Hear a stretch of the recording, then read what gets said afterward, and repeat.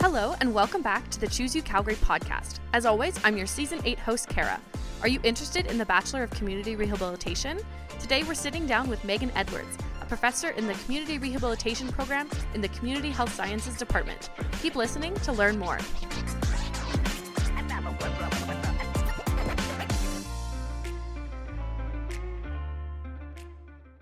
So I think we're just going to get going here. Welcome to the podcast, Meaghan. Thank you for coming and speaking to our prospective Choose UCalgary students. Are you able to just start us off with a little bit of your background and experience in community health research? Sure.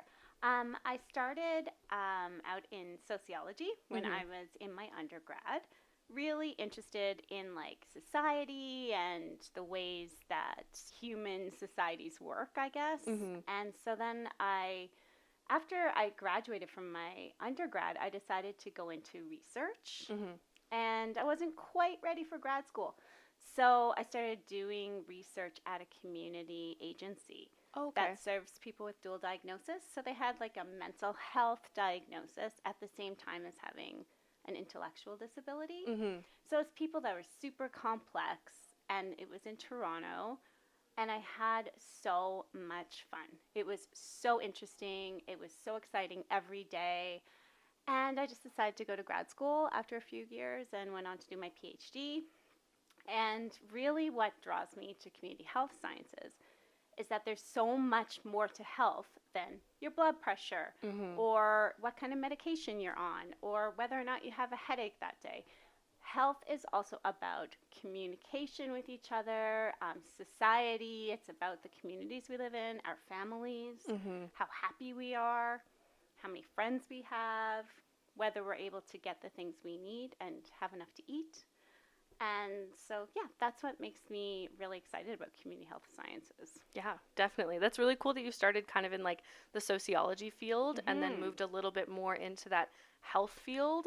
Yeah. I know that that's a barrier that lots of arts, social science students feel like they can't get past, but it's definitely a really cool possibility to get into that kind of community health field and look at other contributing factors to our health that aren't just, like you said, blood pressure. Yeah. Exactly. And the funny thing is so many physicians that I actually work with at the Foothills campus at UCalgary, so that's where the hospitals are, that's where the medical school is, and so many of the medical students and the doctors, the physicians I work with, they're really interested in the social stuff too, because they know, because they're talking to patients and they're talking to people about their health, they know that all that stuff is so important, your education and how you're feeling every day, just about your life in general and your mental health. Yep. And so I think that we're getting to the point where different areas like sociology and biology or chemistry are starting to work together. Yeah. Yeah, we're seeing a little bit more of that intersection between the two. Yeah. Which is super cool when we look at health and research and all that kind of stuff. And I guess that kind of goes into a little bit of what inspired you to pursue your career in community health sciences. Was there any other kind of contributing factors that you can think of that led you down this path? Absolutely. I grew up in a family that kind of talks about social issues all the time. So ever since I was a kid, my parents were always telling me that the fact that some people have so little while some people have so much is an injustice, and that we need to make sure that there's equity in this world and that equity-deserving groups are also given an equal chance. And so I was always kind of aware of that, and as I grew up, I just see it all the time, how people are not given an equal chance in life.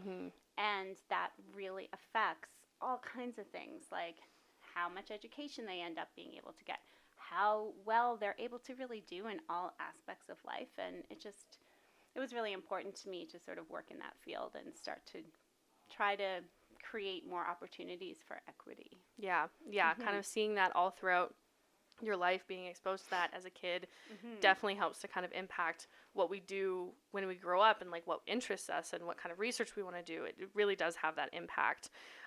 Moving a little bit more into the current day, are there any current research projects that you're working on or anything that you're specifically focused on in your research? Yeah. So I'm really, really interested in health equity, as I just mentioned, this sort of equity word, which is a bit different from equality, because equality is just like everybody gets the same thing.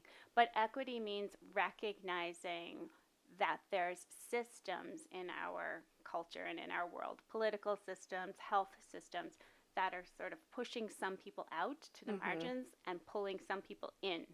So some people get a healthy start and some people don't. And so I'm really interested in health equity. And so myself and some of my colleagues are working on a health equity hub, which is really exciting. It's a place where researchers who are interested in working with equity-deserving groups or are from equity-deserving groups like racialized communities come together to sort of work on research projects that affect people's lives. Right now, we're trying to get some funding to open a research office in downtown in Calgary. Oh, really? Oh, that's cool. Because then we can work directly with people who are most affected by health systems. So that's folks who are unhoused, that's people who use drugs, that's people who are on the margins of society for all different kinds of reasons. And I particularly work with disabled people, so people who have been disabled by systems and structures that kind of exclude them. Yeah. It's not just about ramps, but it's also about not being able to find a job because maybe people think you're disabled, you can't do that. So that's what I'm interested in. And so we're trying to build that building. That's kind of a piece of work we do a lot on. But I also work in food security. So I work with a community agency trying to figure out how families feel when they're having trouble getting food on the table. And that really matters, because then we can sort of program things and decide, okay, this is the best way to solve this problem, because we listen to families. Yeah. So that's one thing I'm working on. And I'm also working on something called inclusive research, which really emphasizes that research is not just in a lab, but research is with people who are actually affected by things. So I am doing research alongside people with intellectual disability. Me and my students trained some people with intellectual disability to be researchers and to decide some research questions that affect their lives. So they decided to research what kinds of programs, what kinds of activities make us happy, what kinds of activities make us want to get up every morning and participate in the community. And they decided the questions themselves, and then we are going to be asking their peers. And they're going to do the interviewing. It's a special kind of research that gives you different kind of information. And at the end of the day, it really gives you the information that's actually true. Because most of the time, it's just somebody in a white coat, maybe not literally, but somebody from the university, some kind of doctor coming in and being like, tell me what's important to you. Tell me what makes you happy. It's very hard to think of that. And people also don't want to tell them what they're really feeling because they're scared or they're not sure if it's okay. But if they're talking to someone who's like them, who has the same kind of lived experience that they do, then they give deeper answers and ideas that actually work. Like it's kind of that like comfortability, feeling comfortable talking to a peer instead of somebody who's perceived as kind of like, I don't want to say like a higher up, but just somebody who's a little bit more intimidating, you know? Yeah, like you think about how you speak to your friends versus how you speak to like a teacher or like a parent or something like that. It's very, very different. And it's really cool that kind of you're opening that door to unlocking that side of research that you weren't previously able to get without having that kind of like lived experience to lived experience, you know, relatability. Absolutely. And another super important part of that is that I involve my students in it. So they're undergraduate students, you know, they're really like new to university, but they've been trained at the same time and right next to the people with disability, and they're the team that do the interviews. I'm not in the room. I'm totally removed. And any of the higher level people at the community agency where the people with disabilities go are also removed. So in the room at the interview, it's people who are all kind of at a similar level and they can chat like friends. you know, because they're all kind of new researchers. Mm-hmm. And the kind of information that I get from things like that, they will often say something about like government policy or type of class that they would never have normally told us about. Mm-hmm. And they'll be like, I feel like this is unfair. My bus never comes in time for me to be able to get to meet my girlfriend or my boyfriend, for example. Yeah. And having romantic relationships, that's just one little thing, Yeah. is really important to adults, right? Mm-hmm. And so that's just one thing that they probably would never have told Yeah. someone who's like way older than them. Mm-hmm. Or like maybe feels like it may be, you know, a little bit out of place or almost like not formal enough to talk about. Yeah, right? Exactly. Yeah. So it's the kind of work that gets you the real good Yeah. answers and the real interesting stuff. Yeah. You're kind of like, again, like opening up those doors. That sounds really, really cool. And you kind of mentioned like undergraduate students. So I guess, would you be able to provide the listeners with like a small overview of the Community Rehabilitation and Disability Studies program, specifically like in the Community Health Sciences Department at the University of Calgary? Because I'm assuming those are the students that you're kind of working with. Yeah, absolutely. The Bachelor of Community Rehabilitation, that's the degree that students take when they come to our program, is an incredible degree. It's so interesting. It's so diverse. Yeah. So the key element of it is that our students get to spend so much time in the community. So they do over 300 hours of practicum work by the time they're finished their degree. They do a practicum placement in their first year, in their third year, and in their final year, getting more and more responsible and more involved at every level.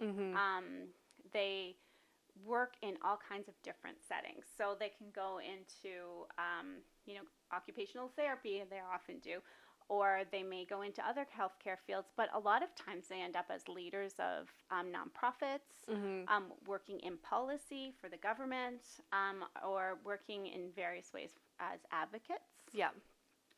So they go on to really interesting careers. And what they study is the intersection or the meeting point between theory or ideas and actual practice, actually making change in the world. Yeah. So that's where we focus as faculty members and instructors in that department. We really look at how can we change the world using ideas, but then actually talking to people on the ground at the same time.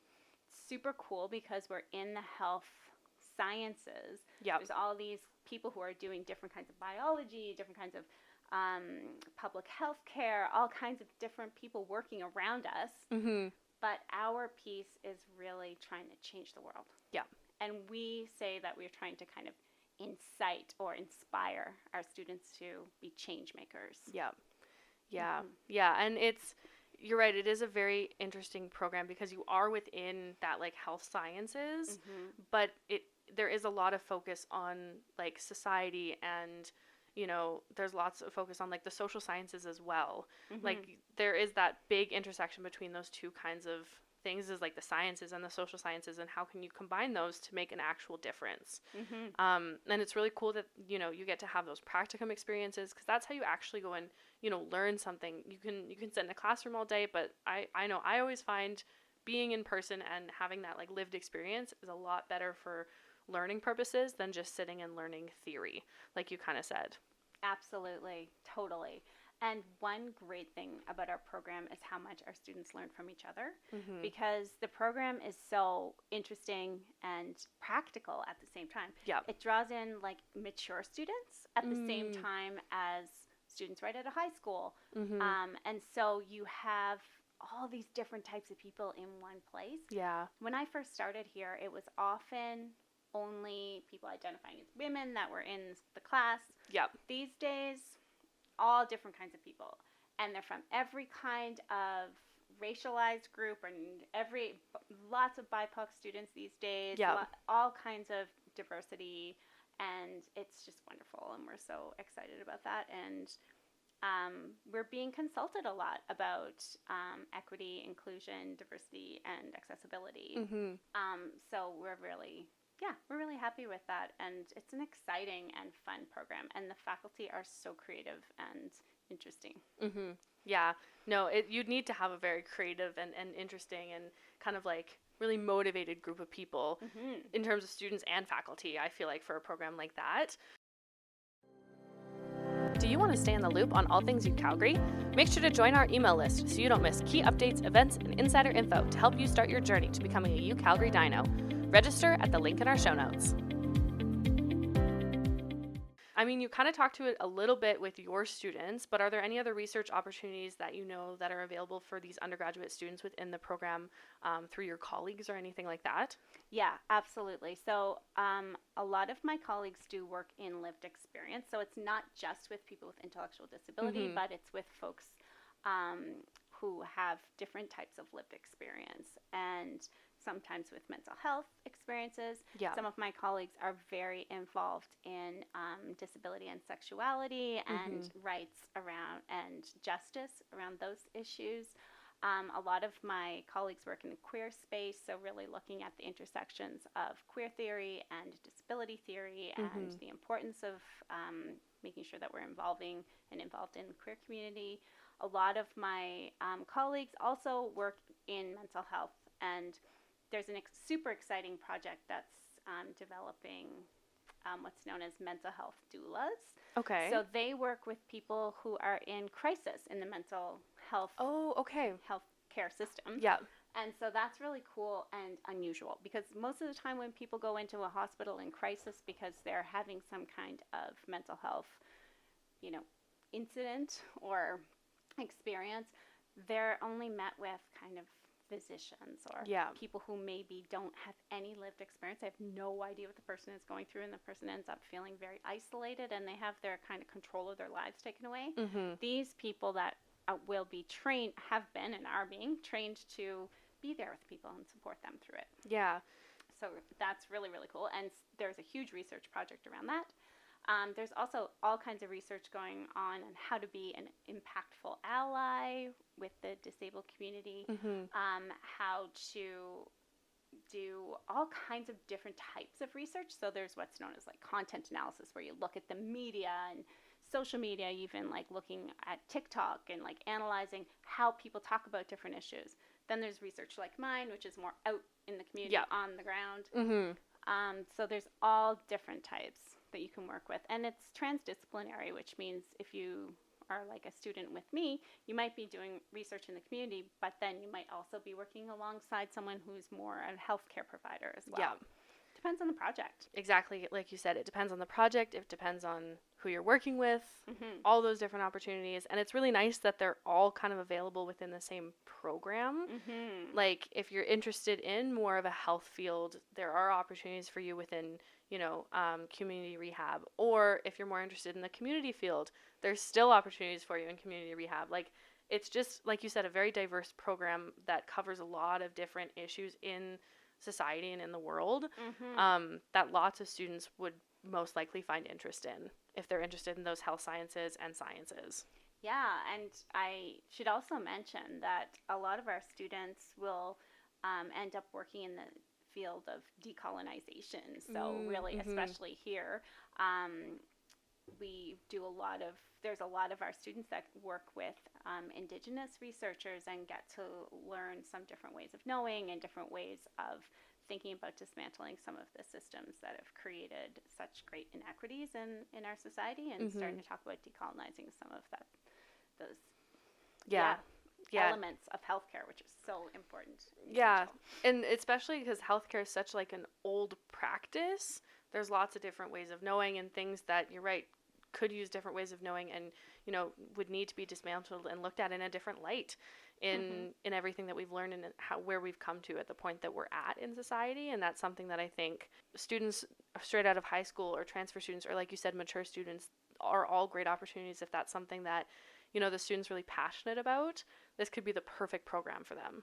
Absolutely. Definitely. And one of my students is actually working closely at the moment with the Indigenous Research Support Team here on campus. So there's all kinds of opportunity, all kinds of cool stuff. Yeah, like there's such a long list of opportunities to talk about. Yeah. I mean, a little bit into working along students again. I just want to touch a little bit on mentorship between the faculty and the students. So specifically, like, have you had any memorable mentorship experiences? Do you know of any colleagues that have had really memorable mentorship experiences with these undergraduate students that have helped them kind of progress to be researchers in the community or advocates or anything like that after they graduate? Oh, yeah, absolutely. We're actually in pretty close contact with our alumni, so our students who have gone on to all kinds of different fields. Yeah. And starting with the mentorship piece, for myself, if students are volunteering to or doing research with me in one way, shape, or form, they become a part of my research team, and we meet twice a week very casually for a couple of hours. And we mostly just hang out and chit-chat. And if students want to, they can go off in pairs or groups of 3. And it's a really, really awesome opportunity for students to mentor each other. And to get support from me if they need it. And a lot of my colleagues have similar structures with their research teams. And for sure you would find that kind of support within the BCR program. And there's actually peer mentors, formal peer mentors in our program who are in their final year, and they support students coming in to our program. That's been so successful. I teach the first year theory course, which is really challenging because it's doing what it's supposed to do, which is transforming the way you think about the world. But the tutorial every week is run by 3 students who are in their final year of the program, and I don't go. So the students can feel free to be like, I have no idea what she's talking about. And they don't have to worry because it's behind closed doors, and the peer mentors just give me a overview of what came up, but they don't necessarily tell me everything. And then they're all able to share and support one another. There's so many opportunities for mentorship in our program. It's a pillar of our program. But then once they graduate, we stay in contact so much with them. I have students who have gone on to work in policy and are working for the Alberta government. Wow. I have students who are now physicians, students who are occupational therapists, speech language pathologists, students who run entire nonprofit organizations, service organizations for people with disabilities, or elements of those organizations. And quite a few of our students have gone on to be the ones that train new people who come into their organization. Because they get it. They know what it takes to learn and to be successful in the community. Our students are definitely always ready for the real world. And I think that is so key. They're very employable. Very, very employable. People look for people who have that real life experience and lots of that practicum stuff, those practicum hours, all that stuff. I was going to say the practicum experiences probably really help with that fact, making sure that when you graduate, you have that experience, you're ready for the real world, and you can just jump right into a nonprofit or jump right into a community organization and kind of just hit the ground running without having to have so much of a transition period. And that's why I really like the work integrated learning kind of aspects of practicum and how it can really help students on the back end, because you said it is such a diverse program. That the practicum experiences are probably pretty vast. So the students can kind of get their choice of where they want to focus their efforts, and then that helps kind of prepare them for their graduation. Totally. It does. Some people, it depends on the student. Some people focus from the beginning. They know what they want to do. They might get a few different types of experiences, but they're really focused. Like, for example, they might want to work in inclusive education. Or they might want to work, especially in the senior sector or something. But most students, they get all kinds of different experiences. And then in their final year, they feel ready to focus a little more for their final project. No, that's what I really like about quite a few of the programs, just specifically at UCalgary in general, is that most of the times it starts with this kind of broad understanding of the program, and then you get so many different experiences to work towards what you actually want to do. So it's always super important that I always like to promote to students and saying you don't have to know exactly what you want to do with your degree at the end of the day, because that's what university's for. That's what the practicums are for. That's what, you know, going out and being on your own is for figuring out what you want to do. Yes. So the fact that, you know, you get those 300 hours of experience, I'm sure that's going to really help narrow down what you like and what you don't like, and help you really, really prepare for what comes after university. Yes. So. Exactly. And in my own little research group of students, who I welcome new students to all the time. Yeah. Three of them have already graduated, but they still come. Yeah. And some of them are employed by the university now, just because they're great researchers and they're passionate about what they do. So they're just still coming. Yeah. And I depend on them so much. Yeah. Well, yeah. And it's all about that community that you create and that kind of like bond that you create with the students to feel comfortable. Just having that, you know, like you said, that 2-hour time to just hang out and get to know each other a little bit more. And, you know, you meet up on such a frequent basis that you can feel really comfortable with them, and create that really strong connection, which I feel like lots of students are always looking for in kind of like a professor or a mentor. Exactly. And a lot of our professors in our faculty specifically are very much into it. So Gregor Wolbring, Joanna Rankin, Tiffany Bolton, Alan Martino, and Zach Marshall, and Patty Desjardins specifically. Yeah. They are always taking students and always interested in what students bring. So yeah, I would, if students want to join the BCR program, which I would really recommend, they can connect with their instructors like pretty early on. Yeah. Yeah. And like, I know it's always said in the first couple of years, they always say, you know, talk to your professors, meet your professors. And I feel like in a program like the BCR program, it's a lot easier because you have a lot of those like smaller group experiences right away. Totally. It's not, you know, a big classroom full of people. You feel like you can have that one-on-one experience. You feel like you can volunteer for research here, be involved in this kind of community project here, and there's just a lot of options to kind of get involved. Yep, absolutely. Definitely. And then are you able to, I mean, we've kind of talked quite a bit about research. Are there any other unique learning experiences or opportunities that you feel like students gain through community health research, specifically in like the BCR program? Yeah. Specifically, I would say, you know, if I think about the pillars of our program, really the key elements are that bridging of theory and practice, which sounds simple, but it's not. Because a lot of programs, if you can think about like certain community colleges or different types of professional programs, they're only about practice. They're only about doing the thing. Yeah. And then a lot of programs are only about the ideas. Like, I love sociology, and it's my background, but a lot of times sociology courses are about learning the ideas that help us to understand the world. Yeah. And that's super important too. But the BCR program bridges it. So it's a bridging of theory and praxis or practice. And that's super important. The other element is mentorship, which you asked about, and we consider one of our most important pillars. So it's mentorship between students. It's mentorship between new students and students that are leaving the program, and it's also between faculty. Like, we mentor each other, and faculty and students, and I feel like I learn a lot from my students too. And then it's community engagement. So we're out in the community, and our students are not just serving the community. It's a reciprocal relationship, so it goes both ways. Yeah.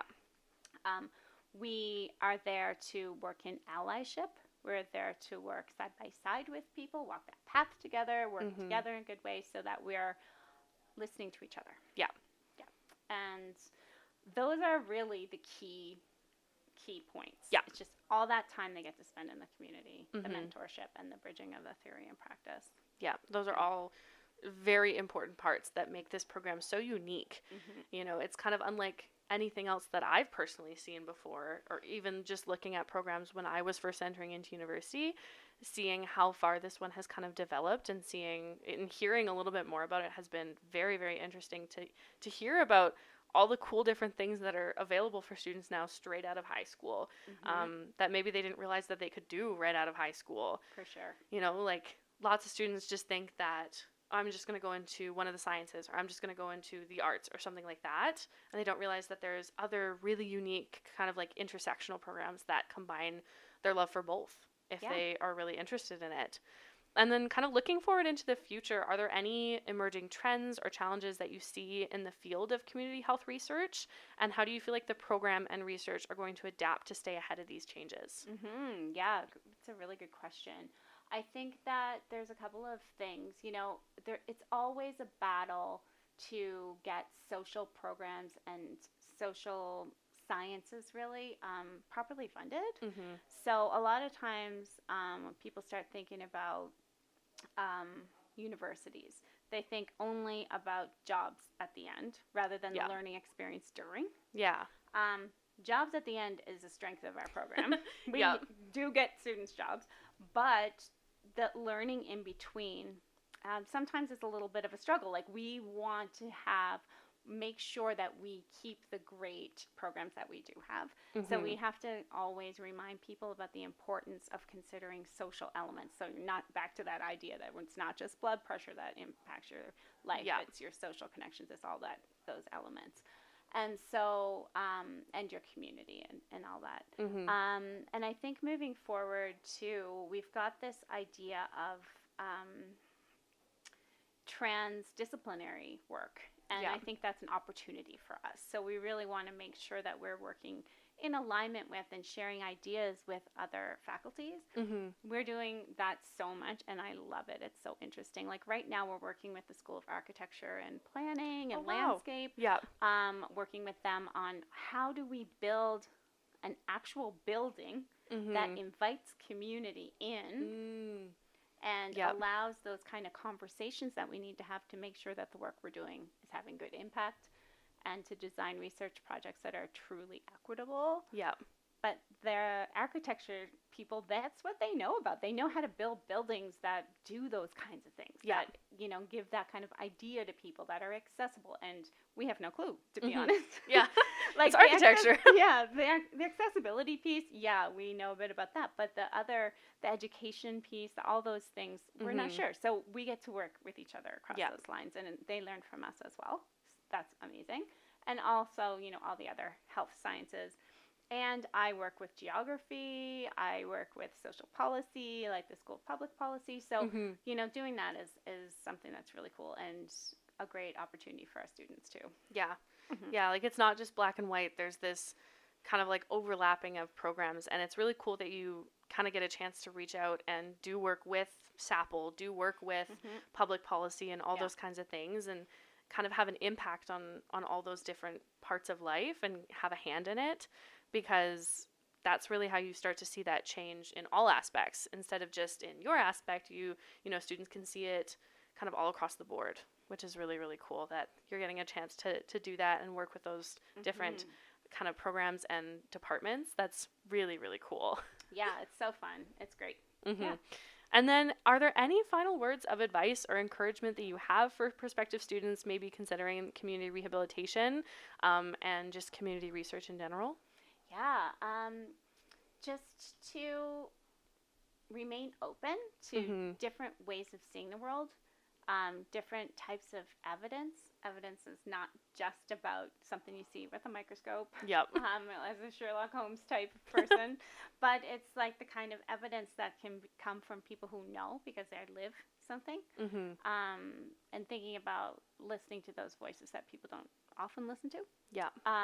And I would encourage students to be brave and to explore things that they hadn't explored before. Talk to your professors when you get to university. Don't be afraid. That's what we're here for. That is literally my job, is to guide students, to be there, to walk beside them. And I'm really, really happy to always talk to students. Even if you're not a BCR student, you can always come talk to me if you have an idea or you're thinking about coming to our program.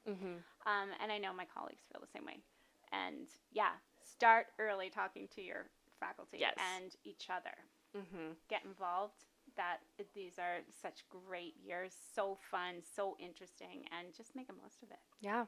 Exactly. You only have these 4 or so years, and then you get to move on to the rest of your life, basically. So enjoy them and take advantage of every opportunity that you can. Absolutely. Exactly. Well, thank you so much for coming on the podcast today, Meaghan. I'm sure prospective students are really, really going to love listening about the different ways that, you can conduct research outside of a lab. And the really, really cool ways that you're conducting research in the community with current undergraduate students. It's really, really cool. So thank you so much. Thank you. And students can get in contact with me if they want to. They Yeah. can send me an email. Definitely. Yeah. Yeah. Awesome. Great. Thank you so much.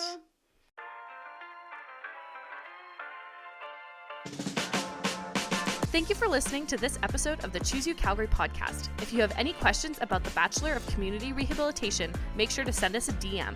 As always, follow us on Instagram at choose.ucalgary and on Facebook at the University of Calgary Future Students to stay up to date on all things UCalgary.